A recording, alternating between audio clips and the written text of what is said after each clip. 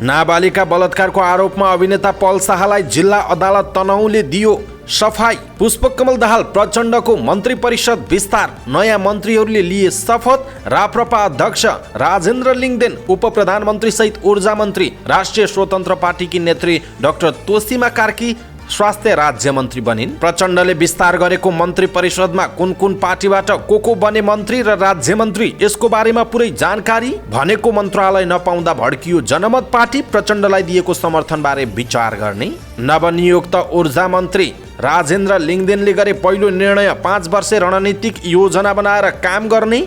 स्वास्थ्य मन्त्री पदम गिरीको पहिलो निर्णय अस्पतालमा न्यूनतम सेवा मापदण्ड तोकिने। पैसाको अभावमा ज्यान गुमाउनु पर्ने अवस्थाको अन्त्य गर्ने स्वास्थ्य राज्य मन्त्री डाक्टर तोसीमा कार्कीको निर्णय। पण्डितलाई मन्त्र पढ्न लगाएर मन्त्री विक्रम पाण्डेले गरे पहिलो निर्णयमा हस्ताक्षर। देशभरका तुइन हटाएर झोलुङ्गे पुल बनाउने मन्त्री पाण्डेको प्रतिबद्धता। सञ्चार तथा सूचना प्रविधि मन्त्री रेखा शर्माले गरिन् पदभार ग्रहण। आफ्नो पहिलो प्राथमिकता शिक्षा ऐन ल्याउने भएको। शिक्षा विज्ञान तथा प्रविधि मन्त्री शिशिर खनालको टिप्पणी। बाध्यात्मक वैदेशिक रोजगारको अन्त्य गर्ने श्रम रोजगार तथा सामाजिक सुरक्षा मन्त्री डोल प्रसाद अर्यालको भनाई। हवाई सुरक्षामा कडाई आवश्यक छ, आजैबाट काम गर्छु भन्दै नवनियुक्त पर्यटन मन्त्री सुदन किराँतीको दावी। पदलाई प्रतिष्ठाको विषय बनाउँदा उप प्रधानमन्त्रीहरूको लस्कर। माओवादी नेता वर्षमानको स्वास्थ्य अवस्था बुझ्न सुमेरु अस्पताल पुगे प्रधानमन्त्री पुष्पकमल दाहाल प्रचण्ड।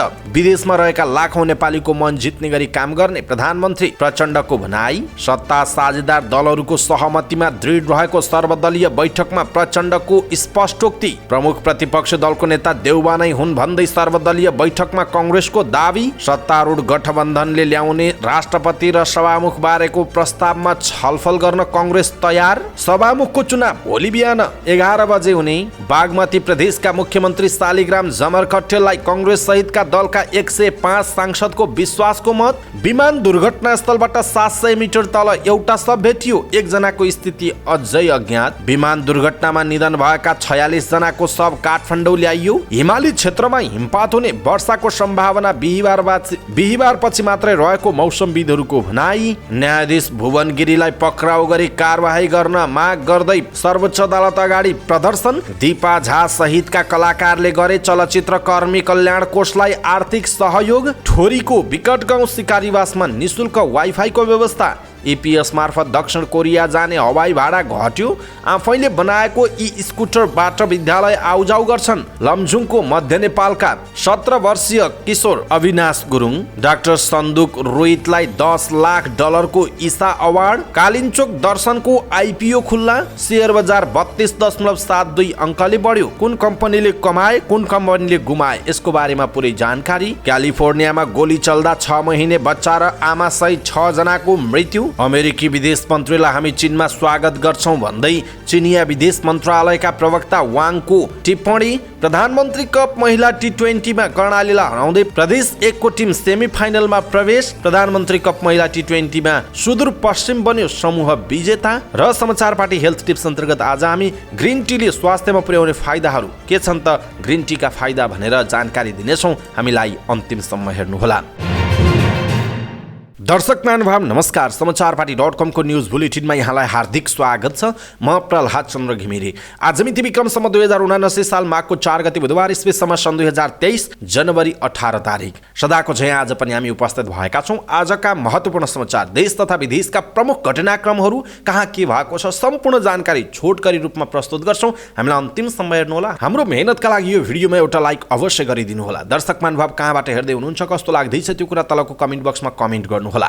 आउनुहोस् दर्शक महानुभाव आजका महत्त्वपूर्ण समाचारहरू सुरु गरौँ। तनहुँ जिल्ला अदालतबाट पल शाहले सफाई पाएको प्रसङ्गबाट।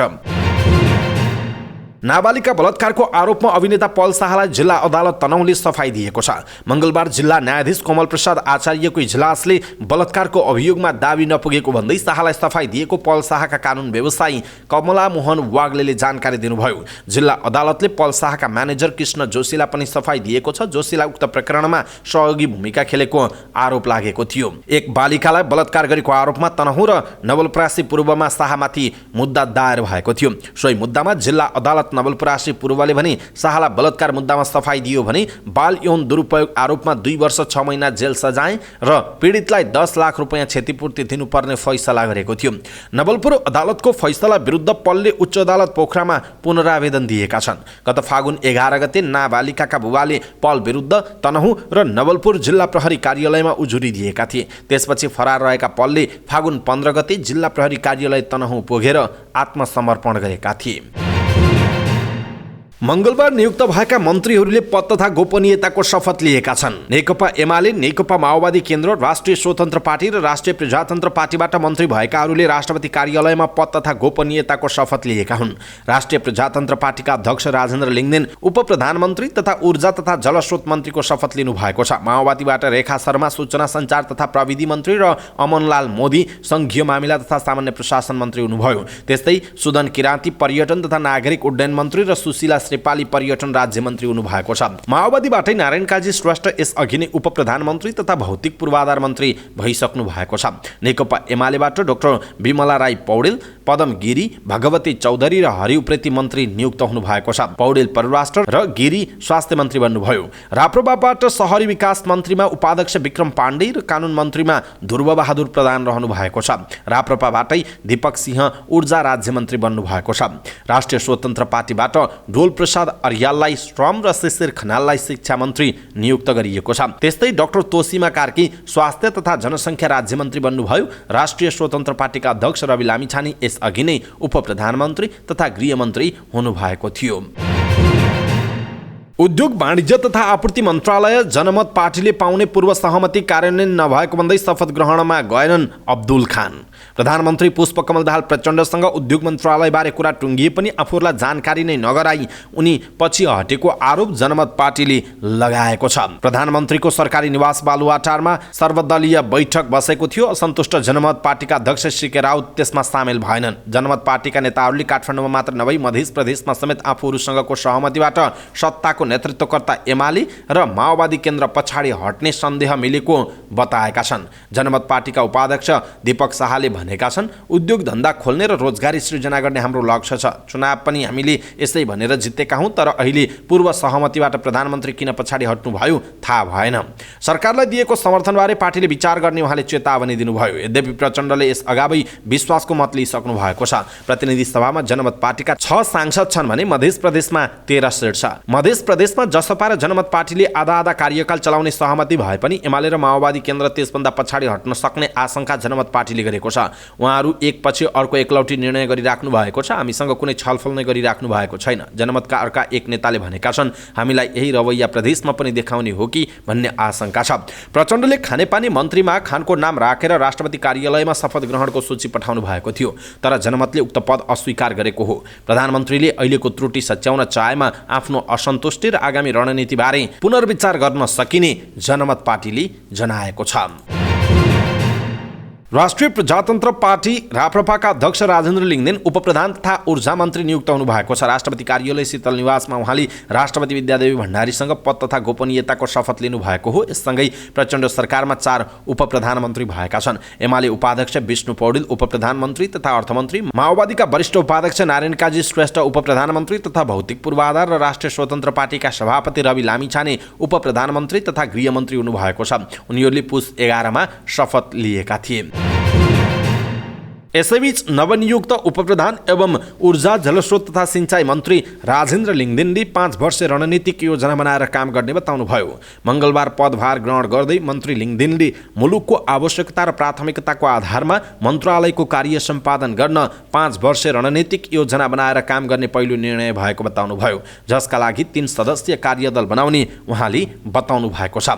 मन्त्रालयकै सहसचिवको नेतृत्वमा गठन हुने कार्यदलले मन्त्रालयको आवश्यकता र प्राथमिकताहरू निर्धारण गर्न र 5 वर्ष एउटा रणनीतिक योजना बनाउनेवाले बताउनु भएको छ। आफूले जिम्मेवारी लिएको मन्त्रालयको काम चुनौतीपूर्ण रहे पनि यसलाई अवसरमा बदल्ने उहाँले बताउनु भएको छ।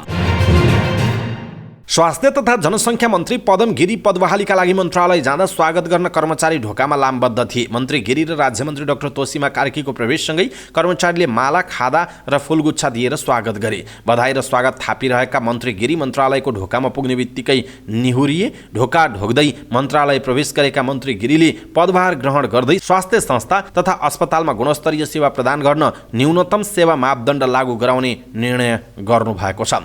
मन्त्री गिरीले जनस्वास्थ्य 2075 को दफा 64 अन्तर्गत रहेको गुणस्तरीय स्वास्थ्य सेवाका लागि अस्पतालमा न्यूनतम मापदण्ड सुनिश्चित गराउने निर्णयमा हस्ताक्षर गर्नुभएको हो।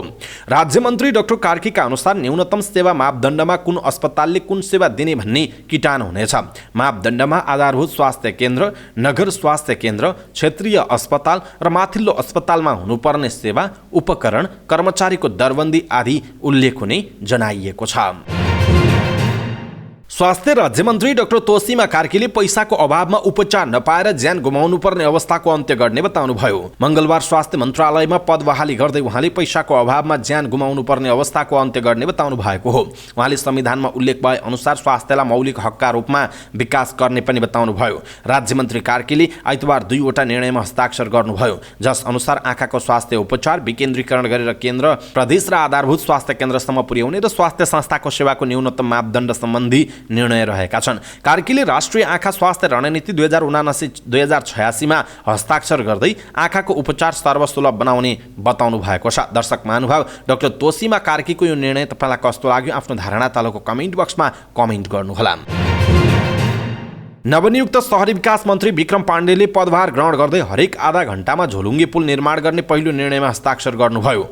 नदी तर्नका लागि हरेक आधा घण्टामा झोलुङ्गे पुल निर्माण 3 वर्षभित्र गरिसक्ने निर्णयमा उहाँले हस्ताक्षर गर्नुभएको हो। मन्त्रालयले मन्त्री पाण्डेको पहिलो निर्णयका लागि 2 वटा फाइल तयार पारेको थियो। अर्को प्रस्ताव 7 वटै प्रदेशको राजधानीको गुरु योजना बनाउने सम्बन्धी थियो, तर पाण्डेले झोलुङ्गे पुलको प्रस्तावलाई आफ्नो पहिलो निर्णय बनाउनु भयो। उहाँले पहिलो निर्णयमा हस्ताक्षर गर्दा पण्डितले मन्त्र वाचन गरेका थिए। हस्ताक्षर गर्ने उहाँले मन्त्रीले हस्ताक्षर गर्ने तर काम नहुने त हुँदैन नि भनी प्रश्न गरेका थिए। पहिलो निर्णयमा हस्ताक्षर गरेपछि मन्त्री पाण्डेले यो मन्त्रालयको समस्या आफूलाई थाहा भएकाले काम गर्न सहज हुने बताउनु भयो। उहाँले हुन नसकेको काम छिटोभन्दा छिटो अगाडि बढाउने र नयाँ योजना थप गर्दै लैजाने पनि बताउनु भएको छ।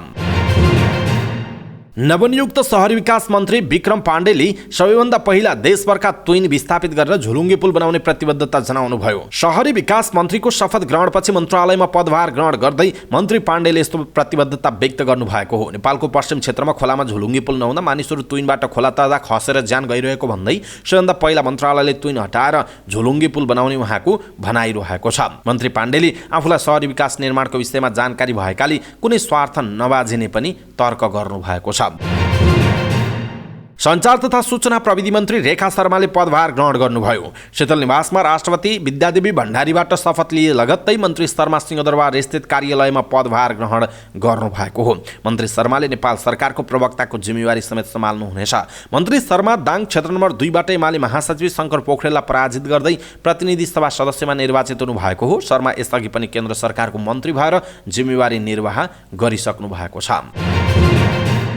शिक्षा विज्ञान तथा प्रविधि मन्त्री शिशिर खनालले आफ्नो पहिलो प्राथमिकता शिक्षा ऐन ल्याउने रहेको बताउनुभयो। सिंहदरबार स्थित मन्त्रालयमा पदभार ग्रहण गरेपछि उहाँले आफ्नो पहिलो काम शिक्षा ऐनलाई अध्ययन तथा पुनरावलोकन गरेर अगाडि बढाउने रहेको बताउनुभयो। उहाँले वैशाखमा नै विद्यार्थीको हातमा पाठ्यपुस्तक पुर्याउने प्रतिबद्धता व्यक्त पनि गर्नुभयो। वैशाखमै विद्यार्थीको हातमा पाठ्यपुस्तक पुर्याउनका लागि कटिबद्ध हुनेछौँ। परीक्षाको नतिजा समयमा नै प्रकाशन गर्न नसक्दा भएको क्षतिको जवाफदेही सरकार हुनुपर्ने भन्दै उहाँले त्यसै अनुसार काम गर्ने बताउनुभयो। नियुक्तिपछि कर्मचारीलाई निर्देशन दिने उहाँले भन्नुभयो, सार्वजनिक शिक्षाको रूपान्तरणका लागि मिलेर काम गर्नुपर्छ, नीतिगत बाध्यताका विषयमा छलफल गरेर काम गर्नुपर्छ। खनालले काठमाडौँ 6 मा राष्ट्रिय स्वतन्त्र पार्टीबाट चुनाव जित्नु भएको हो। श्रम रोजगार तथा सामाजिक सुरक्षा मन्त्री डोल प्रसाद अर्यालले रोजगारीका लागि बाध्यताले विदेश जानुपर्ने अवस्थाको अन्त्य गर्ने बताउनु भएको छ। मन्त्रालयमा पदभार ग्रहण गरेपछि मन्त्री अर्यालले यस्तो दावी गर्नुभयो, रोजगारीका लागि विदेशिनु नै पर्ने अवस्था रहेमा त्यस्ता व्यक्तिहरूको आत्मसम्मान र सुरक्षाको प्रत्याभूति सरकारले गर्ने उहाँले बताउनु भएको छ। मलाई काम गर्न मजा लाग्छ, काम गरेर त्यसलाई चिर्ने हो, चुनौती छ र त्यसको सामना गरेर नतिजा निकाल्न सकिन्छ। यस मन्त्रालयमा धेरै कामहरू छन्, त्यो पूरा गर्नुपर्छ भनेरै आएको हुँ। आफ्नो काम इमानदारीपूर्वक गर्छु उहाँको भनाइ छ। मन्त्रालयले तत्काल गर्ने कामहरू के हुन् भन्नेमा उहाँको उत्तर छ, सबैभन्दा पहिला हामीले स्वदेशमा रोजगारी सृजना गर्न के गर्नुपर्छ भनेर त्यसमा लाग्छौँ। त्यसका लागि मातहतका विभाग, बोर्ड लगायतबाट अध्ययन गरेर दूरगामी नीतिगत परिमार्जन गरी स्वदेशमै रोजगारी सृजना गर्छौँ उहाँको भनाइ रहेको छ। वैदेशिक रोजगारीमा रहेका नेपालीलाई पनि नयाँ मन्त्रीसँग केही आशा होला, त्यो कसरी पुरा गर्नुहुन्छ भन्ने प्रश्नमा म यो कुर्सीमा बसेपछि अवश्य पनि सबै नेपाली दाजुभाइको साझा मान्छे हुँ। मैले सबैको हित र राम्रोका लागि काम गर्छु। स्वदेशका बेरोजगार जनशक्तिलाई रोजगारी दिन र विदेशमा रहेकाहरूको समस्यालाई अध्ययन गराएर हामी काम गर्छौँ उहाँको भनाइ रहेको छ।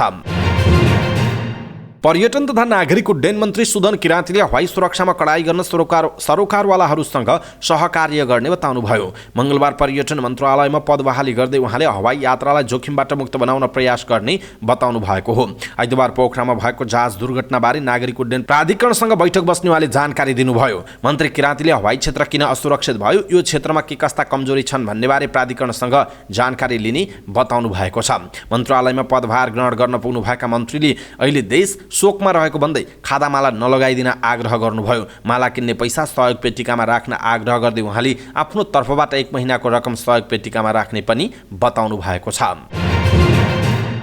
नेताहरूले पदलाई प्रतिष्ठाको विषय बनाउँदा प्रधानमन्त्री पुष्पकमल दाहाल प्रचण्ड नेतृत्वको सरकारमा 4 जना उपप्रधानमन्त्री भएका छन्।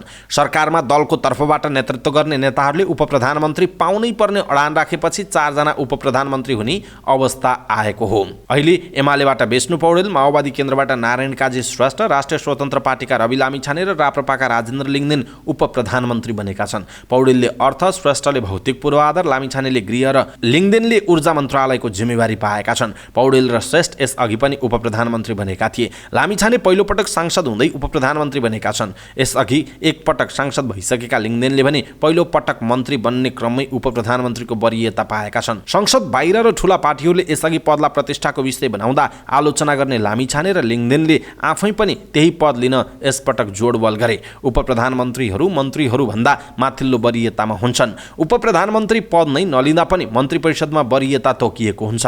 उक्त वरियता क्रमले मन्त्री परिषदमा मन्त्रीहरूको दर्जा स्वतः निर्धारण हुन्छ। त्यसैले वरिष्ठताका लागि उपप्रधानमन्त्री पदै आवश्यक पर्दैन। जिम्मेवारीका हिसाबले उपप्रधानमन्त्रीहरूको काम मन्त्रीहरूको भन्दा केही फरक हुन्न। सचिवालय सुविधा र तलब भत्ता भने बढी हुन्छ। हालको तलबमान अनुसार उपप्रधानमन्त्रीको तलब 77,640 रुपैयाँ हुन्छ। मन्त्रीको तलब भने 72,730 रुपैयाँ हुन्छ। बहालवाला तथा पूर्व विशिष्ट व्यक्तिको सुरक्षा सम्बन्धी कार्यविधि मन्त्रीलाई 8 जना सुरक्षाकर्मी दिइन्छ भने उपप्रधानमन्त्रीका लागि 14 जनासम्म दिने कार्यविधि छ। पदबाट हटेपछि 2 जनासम्म सुरक्षाकर्मी 2 वर्षसम्म दिनुपर्ने हुन्छ। मन्त्रीहरूको सुविधा सम्बन्धी ऐनअनुसार तलब भत्ता, भ्रमण भत्ता, भ्रमणमा जाँदा उपलब्ध हुने टिकटको सुविधा पनि मन्त्रीभन्दा उपप्रधानमन्त्रीको केही बढी हुन्छ। मन्त्रीहरूको सुविधा आवश्यकता अनुसार मन्त्री परिषदले बढाउन पनि सक्छ। सेवा सुविधाका हिसाबले उपप्रधानमन्त्री राख्दा केही व्यवहार पनि बढ्छ। तर नेताहरूले पदलाई प्रतिष्ठा बनाउँदा मन्त्री परिषदमा उपप्रधानमन्त्रीहरूको लस्करै हुने अवस्था आएको छ। काम र निर्णय प्रक्रियाको हिसाबले मन्त्री र उपप्रधानमन्त्रीमा केही फरक हुन्न, तर फरक सेवा सुविधा फरक हुन्छ। प्रशासनविद काशीराज दाहालले भन्नुभयो, गणितबाट चल्ने लोकतन्त्र भएपछि गठबन्धन बनाउने बाध्यताका कारण धेरै उपप्रधानमन्त्री बनाएका हुन्। यसमा दलहरूले निर्ममतापूर्वक समीक्षा गर्नुपर्छ। त्यसो नगर्ने हो भने आगामी दिनमा पनि यस्तो दृश्य देखिरहन्छ। उहाँका अनुसार सरकार र प्रशासनिक संरचना चुस्त बनाउने भन्ने मान्यतासँग अहिलेको गतिविधि मेल खाँदैन। यसअघि 2072 सालमा एमाले अध्यक्ष केपी शर्मा ओलीको सरकारमा 6 जनासम्म उपप्रधानमन्त्री बनाइएको थियो। त्यसबेलामा सबै पार्टीका वरिष्ठ नेताहरू सरकारमा जाने भएपछि ओलीले उपप्रधानमन्त्री दिनुभएको थियो। यसपटक पनि उपप्रधानमन्त्री बन्ने आकांक्षी बढेपछि दाहालले उनीहरूको आकांक्षा सम्बोधन गर्न 4 जना उपप्रधानमन्त्री राख्नु भएको छ। दर्शक महानुभाव, यसप्रति तपाईँको धारणा के छ? आफ्नो धारणा तलको कमेन्ट बक्समा कमेन्ट गर्नुहोला। प्रधानमन्त्री पुष्पकमल दाहाल प्रचण्ड माओवादी केन्द्रका उपमहासचिव वर्षमान पुनलाई भेट्न अस्पताल पुग्नुभयो। मन्त्री परिषद विस्तार लगत्तै प्रधानमन्त्री प्रचण्ड ललितपुर स्थित सुमेरु अस्पताल पुगेर पूर्व अर्थमन्त्री समेत रहनुभएका पुनको स्वास्थ्य अवस्थाबारे जानकारी लिनुभयो। स्वास्थ्यमा समस्या देखिएपछि गत पुस 30 गते नेता पुन सुमेरु अस्पतालमा भर्ना भएर उपचार गराइरहनु भएको छ। एक कार्यक्रममा सहभागी हुन गृह जिल्ला रोल्पा पुग्नुभएका पुनको स्वास्थ्यमा समस्या आएपछि हेलिकप्टरबाट काठमाडौँ ल्याइएको थियो। नेता पुन केही समय अघि मात्र चीनमा उपचार गराएर फर्किनु भएको थियो। उहाँलाई पुरानै समस्या देखिएको छ। उहाँ जन्डिस रोगबाट पीडित हुनुहुन्छ। प्रधानमन्त्री पुष्पकमल दाहाल प्रचण्डले विदेशमा रहेका लाखौं नेपालीको मन जित्ने गरी काम गर्ने प्रतिबद्धता व्यक्त गर्नुभएको छ। प्रधानमन्त्री निवास बालुवाटारमा सोमबार गैर आवासीय सङ्घका प्रतिनिधिहरूसँगको छलफलमा उहाँले भन्नुभयो, विदेशमा लाखौं नेपाली छन्। मैले मेरो दोस्रो कार्यकालसम्म गैर आवासीय नेपाली सङ्घ NRNA ले उठाएका मागहरू सम्बोधनका लागि प्रयास गरेँ र अब मेरो तेस्रो कार्यकाल विदेशमा बस्ने बहुसङ्ख्यक नेपालीको मन जित्छु, उहाँको भनाइरहेको छ। भेटमा प्रधानमन्त्री प्रचण्डले नेपालमा विद्यमान कतिपय कानुनी प्रावधानले सृजना गरेका अप्ठ्यारालाई नेपाल सरकारले क्रमशः सच्याउँदै आएको र अबका दिनमा पनि कानुनी उल्झनलाई पन्छाउने प्रयास आफ्नो तर्फबाट जारी रहने बताउनुभयो। यसैबीच प्रधानमन्त्री पुष्पकमल दाहाल प्रचण्डले राष्ट्रपति सहित संवैधानिक पदहरूको बाँडफाँडको विषयमा सत्ता साझेदार दलहरूमा भएको सहमतिमा आफू दृढ रहेको बताउनुभयो। प्रधानमन्त्रीले आह्वान गरेको सर्वदलीय बैठकमा दाहालले संवैधानिक पदहरूमा दलहरू बीच सहमति जुट्ने अवस्था भई आफू त्यसका लागि सहजीकरण गर्न तयार रहेको जानकारी गराउनु भएको हो। प्रधानमन्त्रीले सरकारका सन्दर्भमा सत्ता साझेदार दलहरू बीचको सहमति नै लागू हुने स्पष्ट गर्दै संवैधानिक पदहरूको निर्वाचनमा सहमतिका साथ अगाडि बढ्न सकिन्छ वा सकिँदैन भन्नेबारे चासो राख्दै दलहरूको धारणा र सुझाव माग्नु भएको थियो। प्रधानमन्त्री दाहालका सचिवालय सदस्य सूर्य किरणले भन्नुभएको छ, उहाँले आफू सत्ता साझेदार दलहरूसँग गरिएको समझदारीमा दृढ रहेको र सोही अनुसार नै मङ्गलबार मन्त्री परिषदले पूर्णता पाएको बताउँदै संवैधानिक पदहरूमा सहमति जुट्ने परिस्थितिमा आफूले त्यसको सहजीकरण गर्ने धारणा राख्नु भएको छ। बैठकको सुरुवात गर्दै दाहालले विश्वासको मत दिने सबैलाई धन्यवाद दिनुभएको थियो। पुस 26 गतिको संसदमा सरकारलाई विश्वासको मत दिने दलहरूलाई प्रधानमन्त्री दाहालले मङ्गलबार दिउँसो बालुवाटार बोलाउनु भएको थियो। बैठकमा दाहालले सरकार गठनदेखि विश्वासको मत प्राप्त गर्दासम्म राजनैतिक परिस्थितिमा फरक भएको पनि बताउनु भएको छ।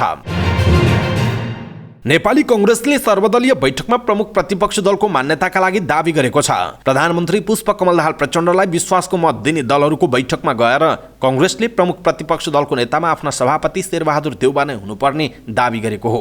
हामीले प्रमुख प्रतिपक्ष दल नेपाली कांग्रेस रहेको र कांग्रेस सभापति शेरबहादुर देउबा प्रमुख प्रतिपक्ष दलको नेता रहेको कुरा राख्यौं। बैठकपछि कांग्रेसका प्रमुख सचेतक रमेश लेखकले पत्रकारहरूसँग भन्नुभएको छ। प्रधानमन्त्री निवास बालुवाटारमा भएको छलफलमा राष्ट्रपति, सभामुख, उपराष्ट्रपति र उपसभामुखको विषयमा समेत छलफल भएको नेता लेखकले बताउनु भएको छ। उहाँका अनुसार प्रधानमन्त्री प्रचण्डले यी संवैधानिक पदहरूमा सहमति गर्न सकिने विषय बैठकमा राख्नु भएको थियो।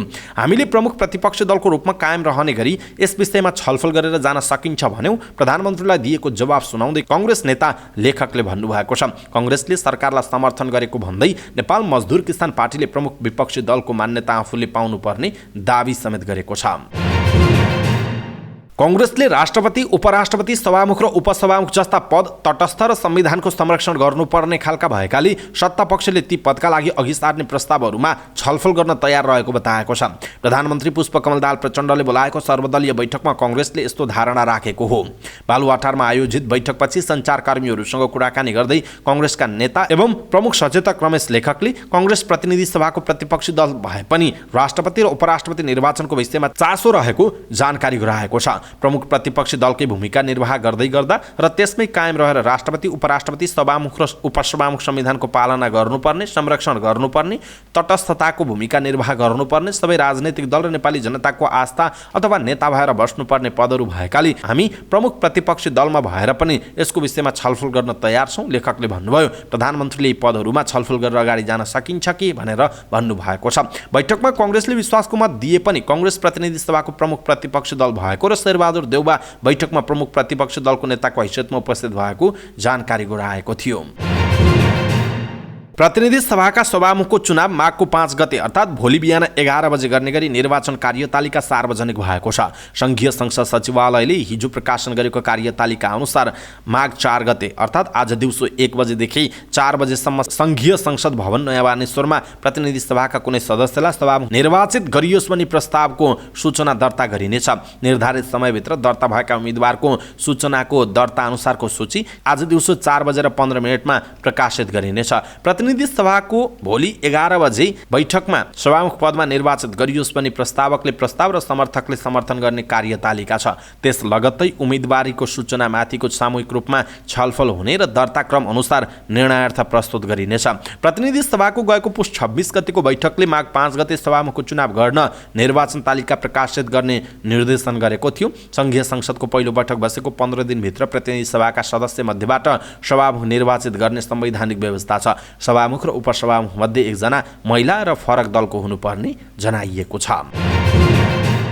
बागमती प्रदेशका मुख्यमन्त्री शालिग्राम जमरखट्टेलाई नेपाली कांग्रेसले समेत विश्वासको मत दिएको छ। प्रदेश सभाको हल हेटौडामा मंगलबार भएको मतदानमा जमरखट्टेले 110 सांसद मध्ये 105 जनाको मत पाउनु भएको हो। संघीय सरकारलाई विश्वासको मत दिएर आलोचित भएको नेपाली कांग्रेसले बागमती प्रदेशमा पनि नेकपा माओवादी केन्द्रको तर्फबाट मुख्यमन्त्री बन्नुभएका शालिग्राम जमरखट्टेलाई विश्वासको मत दिएको हो। बागमती प्रदेशमा सबैभन्दा ठूलो दल रहेको कांग्रेससँग 37 जना सांसद छन्। मुख्यमन्त्री जमरखट्टेलको पक्षमा 105 जना सांसदले मत दिएका छन् भने विपक्षमा नेपाल मजदुर किसान पार्टीका 3 जना सांसदले मत दिएका छन्। 1 जना सांसद अनुपस्थित हुँदा सभामुख तटस्थ रहनु भएको छ। 100 सांसद रहेको प्रदेश सभामा विश्वासको मत पाउन 56 सांसद भए पुग्थ्यो। जमरखट्टेलले कांग्रेसका 37, एमालेका 27, माओवादीका 21, राप्रपाका 12, एकीकृत समाजवादीका 7 र हाम्रो नेपाली पार्टीका 2 सांसद गरी 105 जना सांसदको मत पाउनु भएको जनाइएको छ। पोखरामा भएको यति एयरलाइन्सको विमान दुर्घटनामा परेका थप 1 जनाको शव भेटिएको छ। दुर्घटना स्थलबाट 700 मिटर तल सेती नदीमा महिलाको शव भेटिएको हो। यो सँगै दुर्घटनामा परेका 71 जनाको शव भेटिएको कास्कीका सहायक प्रमुख जिल्ला अधिकारी अनिल कुमार शाहीले जानकारी दिनुभयो। मंगलबार बिहानैबाट गोताखोर र 4 वटा ड्रोनको प्रयोग गरी खोजी थालिएको थियो। 72 जना चढेको विमान दुर्घटनामा परेका 1 जनाको अवस्था अझै अज्ञात छ। शाहीले सेतीको पानी घटाएर विमान दुर्घटनामा परि बेपत्ता रहेका 1 जनाको खोजी भइरहेको बताउनुभयो। सेती नदीको पानीलाई एमडीको पुलबाट सिंचाइका लागि बनाइएको नहरमा हालिएको जनाइएको छ। पोखरामा भएको यति एयरलाइन्सको विमान दुर्घटनामा ज्यान गुमाएका 46 जनाको शव काठमाडौँ ल्याइएको छ। पोखरामा पोस्टमार्टम हुन नसकेका 46 जनाको शव पोस्टमार्टमका लागि त्रिवी शिक्षण अस्पताल महाराजगञ्जमा ल्याइएको जनाइएको छ। 24 जनाको भने पोखरा स्वास्थ्य विज्ञान प्रतिष्ठान गण्डकी शिक्षण अस्पतालमा पोस्टमार्टम गरिएको छ। जसमध्येका केहीको शव पोस्टमार्टम गरेर आफन्तलाई हस्तान्तरण गरिएको अस्पतालले जनाएको छ। कतिपय शव पहिचान गर्न नै नसकिने खालका भएकाले ती शवको DNA समेत परीक्षण गर्नुपर्ने भएकाले ती शव काठमाडौँ ल्याइएको हो।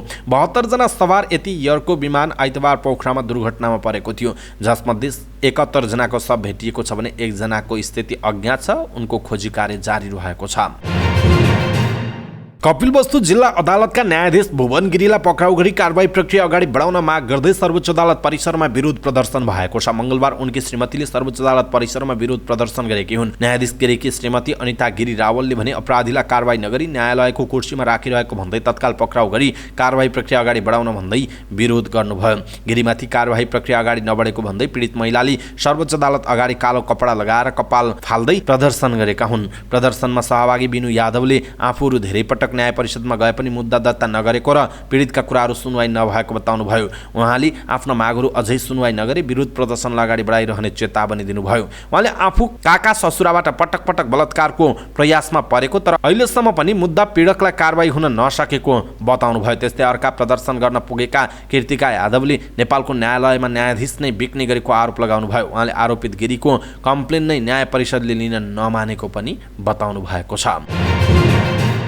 मौसममा आज पनि आंशिकदेखि सामान्य बदली आएको छ। पहाडी क्षेत्रका केही ठाउँमा बादल देखिएको छ भने तराईका भूभागमा हुस्सु र कोइरो लागेको छ। जल तथा मौसम विज्ञान विभागको मौसम पूर्वानुमान महाशाखाका अनुसार आज सुदूरपश्चिम कर्णाली गण्डकी प्रदेश र प्रदेश 1 को उच्च पहाडी तथा हिमाली भूभागहरूका केही ठाउँमा हिमपात हुने सम्भावना छ। बाँकी भूभागमा भने सामान्यतया मौसम सफा रहनेछ।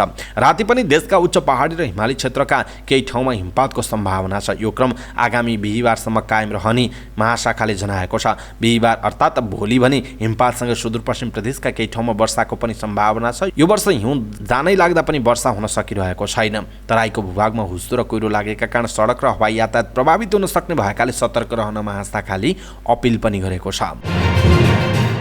चलचित्रकर्मी कल्याण कोषमा मंगलबारसम्म 5 करोड रुपैयाँभन्दा बढी रकम जम्मा भएको छ। चलचित्र विकास बोर्डमा आयोजित कार्यक्रममा कलाकारहरू दीपा झा, दीपक राजगिरी, दीपाश्री निरौला, निर्मल शर्मा र स्वस्तिमा खड्काले पनि कोषलाई आर्थिक सहयोग गरेका छन्। नेपाल र भारतमा समेत चर्चित पार्श्व गायिका झाले 5,111,000 रुपैयाँ कोष संयोजक वसुन्धरा भुषाललाई प्रदान गर्नुभयो। दीपकले 1,01,11, दीपाश्रीले 1,01,11, निर्मलले 51,111 र स्वस्तिमाले 51,111 आर्थिक सहयोग कोषलाई हस्तान्तरण गरे। कोषको रकम 10 करोड पुर्याउने लक्ष्य रहेको सदस्य तथा फिल्म निर्देशक समेत रहनुभएकी दीपाश्रीले जानकारी दिनुभएको छ।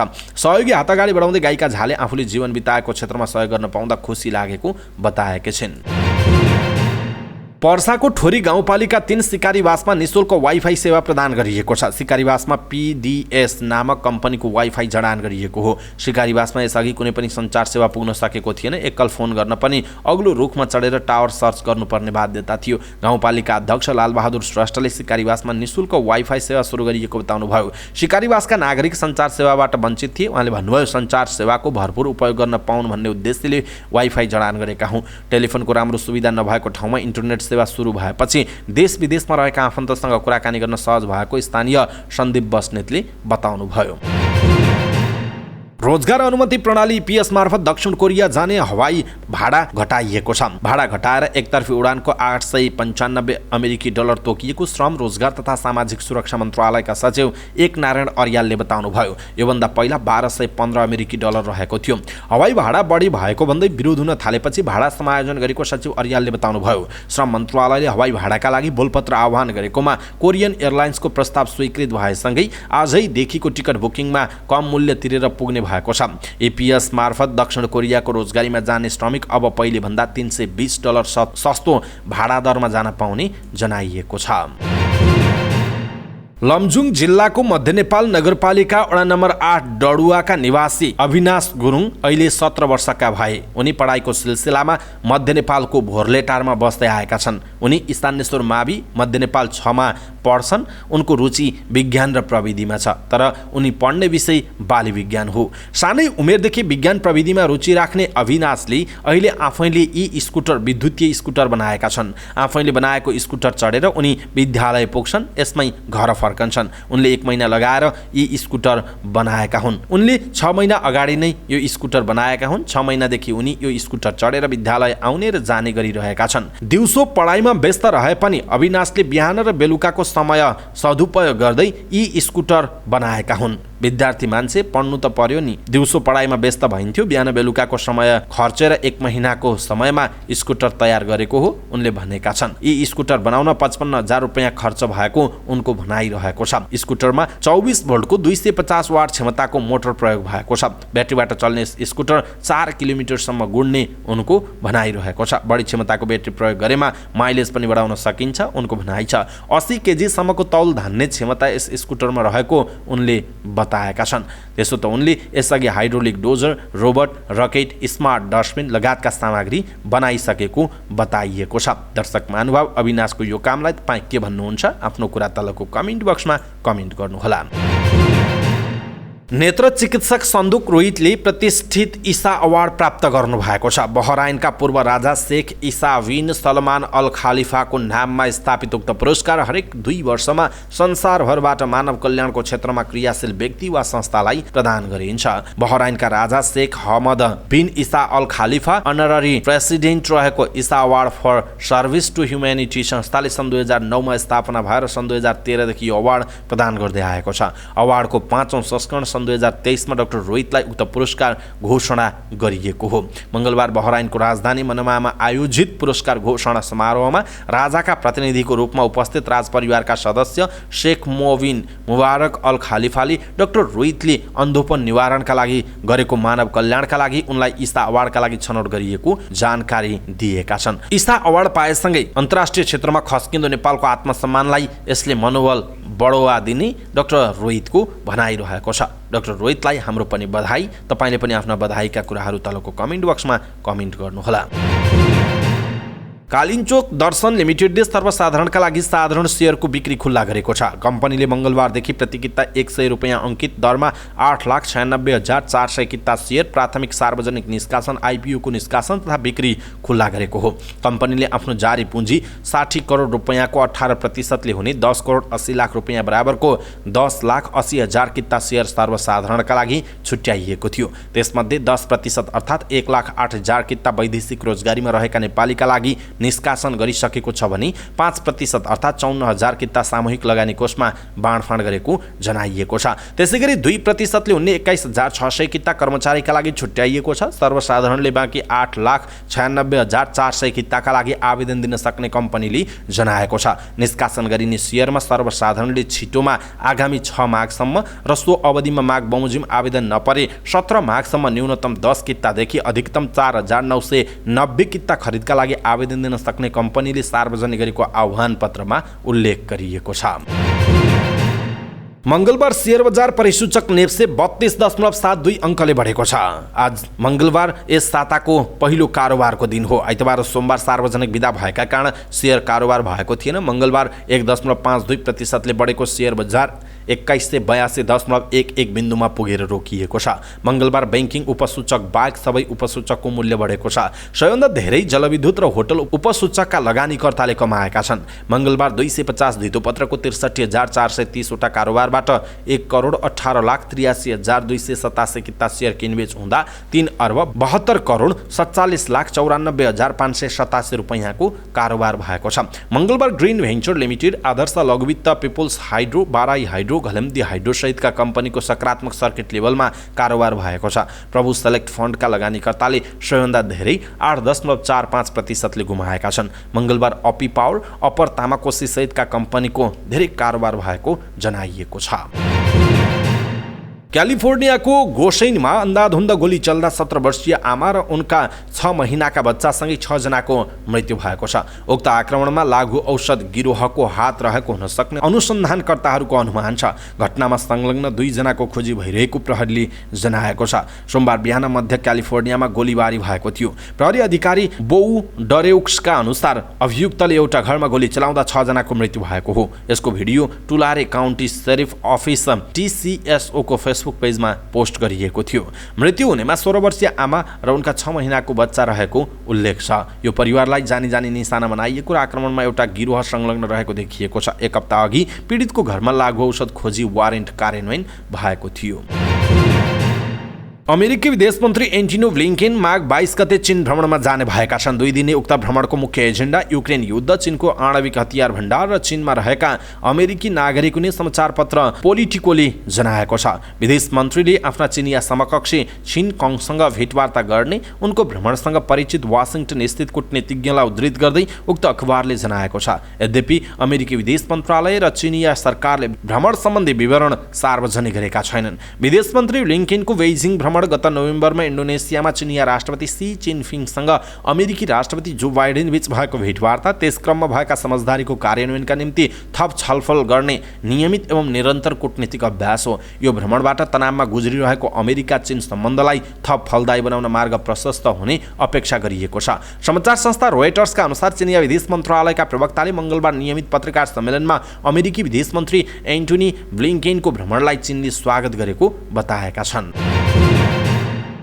कर्णाली प्रदेशमाथि 10 विकेटको जितसहित प्रदेश 1 टिम प्रधानमन्त्री कप राष्ट्रिय महिला T20 क्रिकेट प्रतियोगिताको सेमिफाइनलमा प्रवेश गरेको छ। समूह बी मा रहेको प्रदेश 100% जितका साथ समूह विजेता बन्दै सेमिफाइनलमा पुगेको हो। कर्णाली भने प्रतियोगितामा जितविहीन हुँदै बाहिरिएको छ। यो समूहबाट लुम्बिनी र मधेस बीचको विजेता टिम समूह उपविजेताका रूपमा सेमिफाइनल प्रवेश गर्नेछ। यो खेल बुधबार हुनेछ। समूह ए बाट APF र सुदूरपश्चिम यसअघि नै सेमिफाइनलमा पुगिसकेका छन्। APFलाई 4 विकेटले हराउँदै सुदूरपश्चिम प्रदेश टिम प्रधानमन्त्री कप महिला राष्ट्रिय T20 क्रिकेट प्रतियोगिताको समूह A को विजेता बनेको हो। इटहरीको जनता क्रिकेट मैदानमा जारी प्रतियोगितामा समूहको आफ्नो अन्तिम खेल जितेर सुदूरपश्चिम समूह विजेता बनेको हो। यो समूहबाट सुदूरपश्चिम र APF यसअघि नै सेमिफाइनलमा पुगिसकेका थिए। मंगलबार भएको खेलमा 91 रनको लक्ष्य पाएको सुदूरपश्चिमले इनिङ्सको 4 बल बाँकी छँदा 6 विकेट गुमाएर विजयी हासिल गरेको थियो। समूह A मा उपविजेता बनेको APFले अब माघको 6 गते हुने सेमिफाइनलमा समूह बी को विजेता प्रदेश 1 सँग खेल्ने निश्चित भएको छ। समूह ए को विजेता सुदूरपश्चिमले भने समूह बी मा रहेका लुम्बिनी र मध्य प्रदेश बीच बुधबार हुने खेलको विजेतासँग फाइनल प्रवेशका लागि खेल्ने जनाइएको छ। समाचार पार्टी न्यूज बुलेटिनमा पालो भएको छ समाचार पार्टी हेल्थ टिप्स। आजको समाचार पार्टी हेल्थ टिप्समा हामीले ग्रीन टी का फाइदाहरू के हुन् त भनेर जानकारी दिनेछौँ। हामीलाई अन्तिमसम्म हेर्नुहोला। ग्रीन टी अक्सिडाइज नगरिएका पत्तीबाट बनाइन्छ र प्रशोधन पनि कम हुन्छ। त्यसैले यसमा एन्टिअक्सिडेन्ट तत्त्व बढी हुन्छ र लाभकारी प्राकृतिक तत्त्व पोलिफेनल हुन्छन्। ग्रीन टी भारत र चीनमा रगत रोक्न, घाउ निको पार्न, पाचन प्रणालीलाई मजबुत पार्न, मुटु तथा मानसिक स्वास्थ्य तथा शरीरको तापक्रम नियमित राख्न आफ्नो औषधिको रूपमा प्रयोग गरिन्छ। पछिल्लो अनुसन्धानले ग्रिन टीले तौल घटाउनेदेखि लिएर कलेजोको समस्या तथा टाइप 2 डायबिटिजसम्मका लागि पनि सकारात्मक असर गर्ने पुष्टि गरेका छन्। चिनी नहालिएको ग्रिन टीमा 0 क्यालोरी हुन्छ। यसमा क्याफिनको मात्रा निकै थोरै हुन्छ। उदाहरणका लागि 1 कप ब्ल्याक टीमा क्याफिनको मात्रा 500 मिलिग्राम हुन्छ। कफीमा 95 मिलिग्राम हुन्छ भने ग्रिन टीमा 20 देखि 25 मिलिग्राम मात्र हुन्छ। ग्रिन टी सम्भवतः विश्वमै सबैभन्दा स्वस्थ पेय मानिन्छ, जसमा अन्य चियामा भन्दा उच्च एन्टिअक्सिडेन्ट हुन्छ। यसमा पोलिफेनल्स नामक प्राकृतिक रासायनिक पदार्थ हुन्छन्, जसमा क्यान्सर तथा जलन निवारण गर्ने क्षमता हुन्छ। नेसनल क्यान्सर इन्स्टिच्युटका अनुसार ग्रिन टीमा पाइने पोलिफेनलले ट्युमर घटाउन मद्दत गर्छ र परावैजनी किरणबाट हुने क्षतिबाट बचाउँछ। ग्रिन टी उपभोग बढी हुने देशमा क्यान्सरको दर पनि कम भएको पाइएको छ। तर क्यान्सर घट्ने कारण ग्रिन टी नै हो कि होइन भन्ने बारेमा अझै पनि स्पष्ट भने भइसकेको छैन। अध्ययनहरूमा ग्रिन टी उपभोग नगर्ने भन्दा गर्नेमा प्यान्क्रियाटिक क्यान्सर हुने सम्भावना 50% कम भएको पत्ता लागेको थियो। ग्रिन टीले महिलाहरूको स्तन, ब्ल्याडर, पाठीघर, फोक्सो, प्रोस्टेट, छाला तथा पेटको क्यान्सरमा सकारात्मक प्रभाव पारेको पाइएको छ। अनुसन्धानकर्ताहरूले के विश्वास गरेका छन् भने ग्रिन टीमा पाइने पोलिफेनल तत्त्वले क्यान्सरयुक्त कोशिकाहरू मार्न सहयोग पुर्याई बढ्नबाट बचाउँछ भनिएको छ।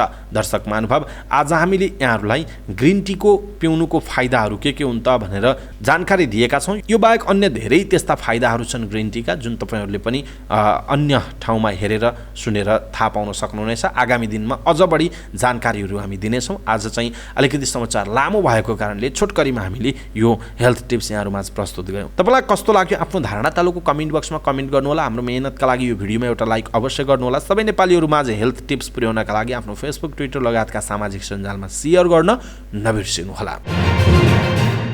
हवस् त दर्शक महानुभाव, आजका महत्त्वपूर्ण समाचारहरू यति नै। हामीले प्रस्तुत गरेका यी समाचारहरूप्रति तपाईँको धारणा के छ? आफ्नो धारणा तलको कमेन्ट बक्समा कमेन्ट गर्नुहोला। हाम्रो मेहनतका लागि यो भिडियोमा एउटा सानो लाइक अवश्य गर्नुहोला। दर्शक महानुभाव, पलपलको न्युज अपडेटका लागि हाम्रो च्यानललाई तपाईँले अहिलेसम्म सब्सक्राइब गर्नुभएको छैन भने कृपया सब्सक्राइब गर्नुहोस् अनि नजिकै आउने बेल आइकनलाई क्लिक गर्नुहोला। पलपलको न्युज अपडेटका साथ फेरि हाम्रो भेट हुनेछ। तपाईँ समाचार पार्टी हेर्दै गर्नुहोस्। नमस्कार।